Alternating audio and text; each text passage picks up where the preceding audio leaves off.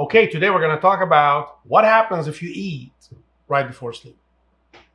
A lot of people do that. A lot of people think that it's not healthy, but they do it anyways. They probably eat dinner early, and by the time they're ready to go to sleep, they eat something because they're hungry. In fact, one of the things that we have discovered over the years was if you are hungry after dinner, let's say you eat dinner at 6, 7, doesn't matter. If you're hungry after dinner, assuming that you're having a normal dinner, whatever normal dinner is for you, if you are hungry between dinner and bedtime, I should say, that means you're already past your bedtime. Already past your bedtime.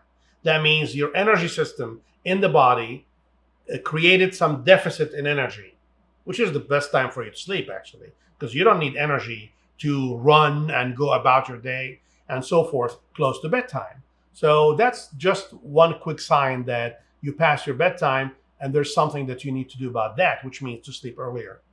But that's not the subject of this video.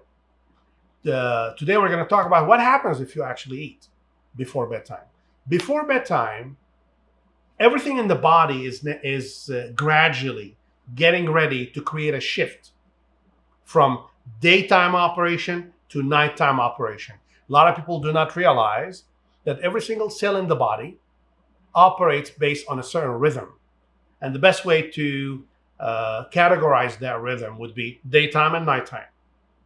During the day, every cell in the body, you have about 25 or more trillion cells in the human body.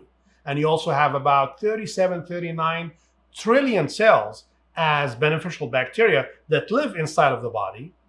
Every one of these cells is controlled by its own DNA, which is controlled by a lot of different hormones produced by the body, which are controlled by the brain, which is controlled by a master hormone called melatonin, which is your sleep hormone.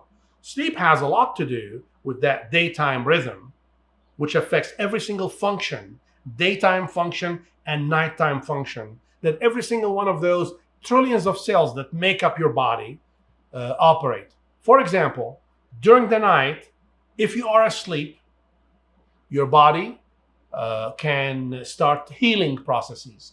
It produces the enzymes and the hormones and everything else that the body needs so every cell can heal itself. Heal itself from the damage created during the day. The day is not about healing. It's about action. It's about getting things done. It's about operation. The heart has to pump. The muscles have to move. The brain has to operate and think and solve problems. All of that is perfectly normal during the day. So all of the hormones, the enzymes, the functions that are controlled by the body move the body in that direction. If you eat before you go to bed, guess what happens? The body thinks it is daytime. That means that shift from daytime operation to nighttime operation, to healing basically, is not going to happen. And it takes many hours. So you deprive your body from healing, from recovery, from fixing the things that got damaged during the day. And that can have dire consequences on your health. So this is one reason why you should not eat for 3, possibly 4 hours prior to bedtime. You have to have all of the food that you're eating for dinner, let's say, through your system before you go to bed. Otherwise, even if you're so tired, then you can actually fall asleep. Internally, the body is thinking it is still daytime until that meal is processed completely, which takes hours. Okay? So my advice to you is, one, realize that if you're hungry at night, you are already past your bedtime. Number 2, do not eat. And I guarantee you, a lot of people say that if I go to bed on an empty stomach, I'm hungry, I can't fall asleep. I guarantee you, you will fall asleep. It's not easy because you're not used to it, but you will fall asleep, you see? So it takes some effort to really readjust the body into that kind of system that the body is built to maintain, that rhythm that the body is built to maintain. And if we don't do that, the consequences can be cancer, can be heart attacks, can be obesity, can be diabetes, can be fatty liver, and so on. So we don't want to really do that, okay? Thank you.